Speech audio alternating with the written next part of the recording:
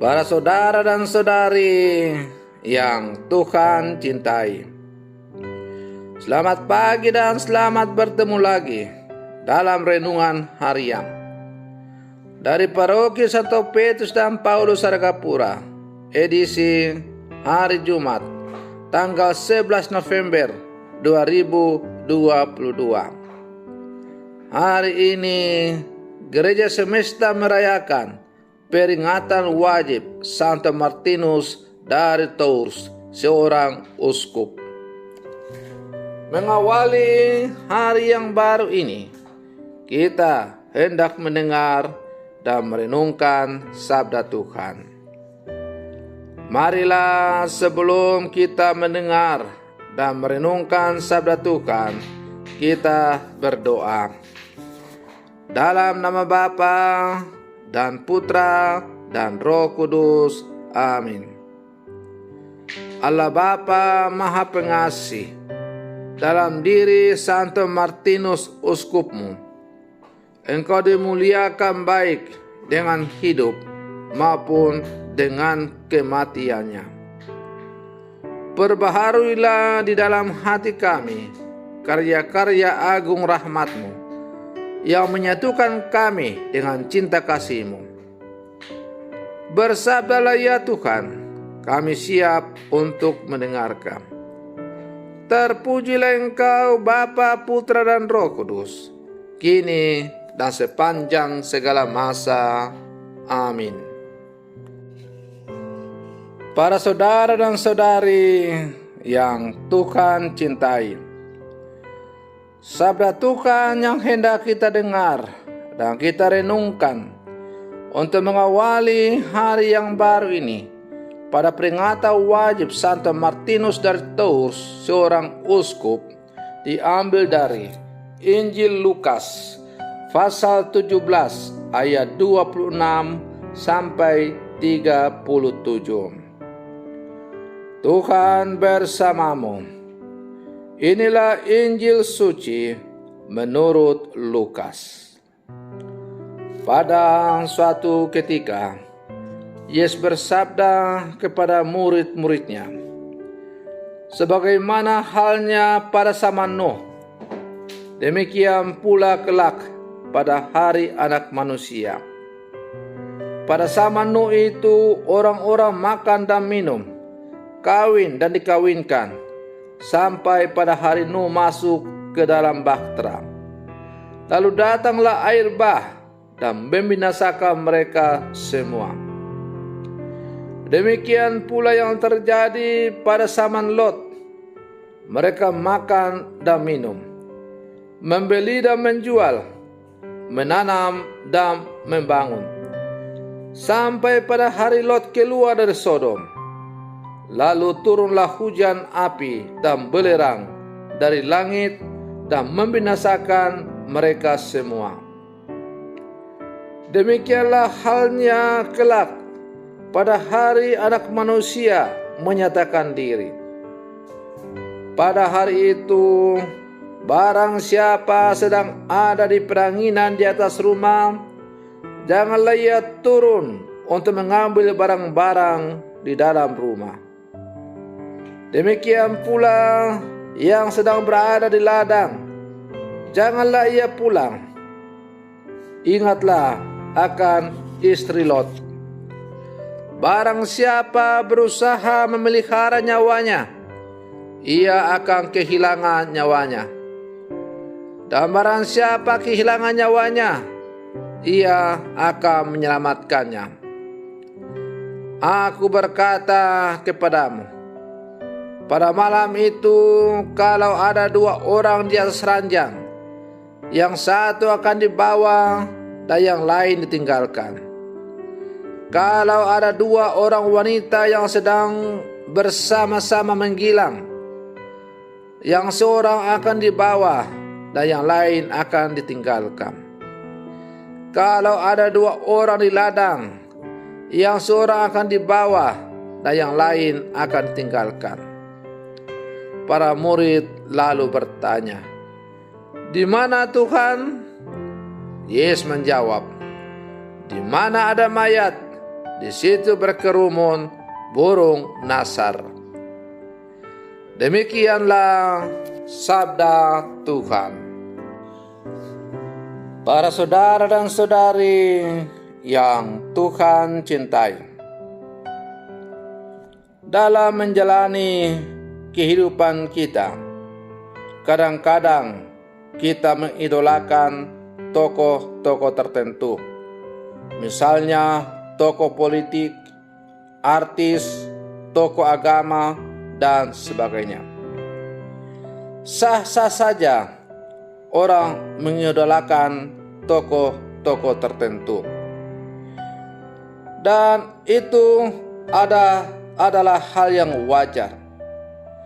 Asalkan harus kita ingat bahwa tidak boleh berlebihan, sehingga mendewa-dewakan hal yang duniawi ini. Seakan-akan orang yang kita idolakan itu adalah orang-orang yang mampu memberikan segala solusi yang kita alami dalam kehidupan kita. Para saudara dan saudari yang Tuhan cintai, di balik semua itu kita harus menyadari bahwa ada sosok yang jauh lebih mendapat perhatian kita dan patut untuk kita jadikan sebagai satu-satunya idola tertinggi dalam hidup kita, yakni Allah sendiri, seperti yang ditegaskan dalam bacaan yang kita dengar pada hari ini. Seharusnya kita percaya dan mengagumi mahakarya Allah dalam kehidupan kita.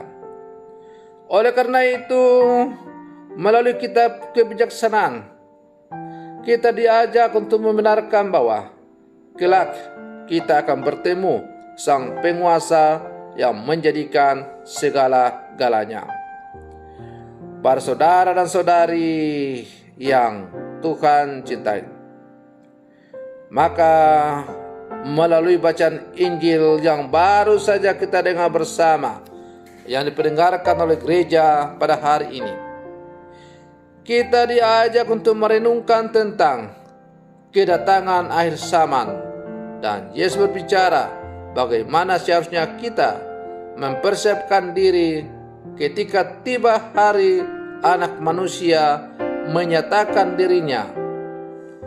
Akhir zaman merupakan sesuatu realitas iman yang mengingatkan kita untuk tidak hanya berpikir atau bersandar pada akal budi saja, tetapi juga pada Allah sendiri.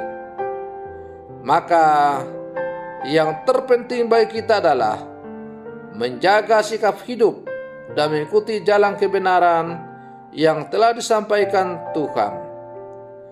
Janji Allah akan digenapi. Namun tidak ada yang tahu kapan waktunya akan tiba. Karena itu, satu-satunya cara yang kita buat adalah selalu berjaga-jaga, waspada, sambil berdoa, supaya kita jangan jatuh dalam kegelapan. Para saudara dan saudari yang Tuhan cintai, tidak jarang kedatangan kerjaan Allah selalu dikaitkan dengan datangnya bencana dan malapetaka yang kerap terjadi di belahan bumi. Mengapa selalu ada kecenderungan untuk mengaitkan bencana dengan hari kiamat? Harus diakui, Yesus sendiri menyebutkan hal ini berulang-ulang saat mengajar di bait Allah maupun di hadapan para muridnya. Akan tetapi, seringkali kita lupa atau sengaja lupa bahwa Yesus selalu mengingatkan akan ada tanda-tanda alam yang akan menyertai kedatangan kerjaan Allah. Tetapi tentang kapan persisnya, Yesus selalu mengatakan Anak Manusia pun tidak tahu kapan datangnya kerajaan Allah itu. Maka Yesus melanjutkan pengajarannya, berjaga-jagalah, waspadalah, dan berdoalah selalu. Para saudara dan saudari yang Tuhan cintai, maka sebagai murid-murid Yesus yang hidup di zaman sekarang, salah satu cara untuk kita berjaga-jaga, waspada adalah dengan berjuang mewujudkan kerajaan Allah itu dalam kehidupan kita. Melalui bacaan yang kemarin kita dengar, kita telah merenungkan bahwa kerajaan Allah itu tidak usah kita cari di mana-mana, karena kerajaan Allah itu sudah ada di tengah-tengah kita. Kerajaan Allah akan terwujud bila semua kehendak Allah yang terjadi dalam seluruh diri kita. Kalau kita membiarkan Allah yang merajai seluruh kehidupan kita, kehidupan keluarga, kehidupan kombas, kehidupan berparoki, pokoknya seluruh aktivitas kehidupan kita, baik sebagai pribadi, keluarga, komunal, maka disitulah kerajaan Allah sungguh-sungguh terwujud dan nyata dalam kehidupan kita. Para saudara dan saudari yang Tuhan cintai, maka semoga permenungan saya untuk mengawali hari yang baru ini semakin menghantar kita untuk menjadi manusia-manusia beriman yang sejati, yang selalu siap untuk memperjuangkan, mewujudkan, dan menghidupi nilai-nilai kerajaan Allah dalam seluruh kehidupan kita. Semoga demikian. Selamat pagi, Tuhan Yesus memberkati.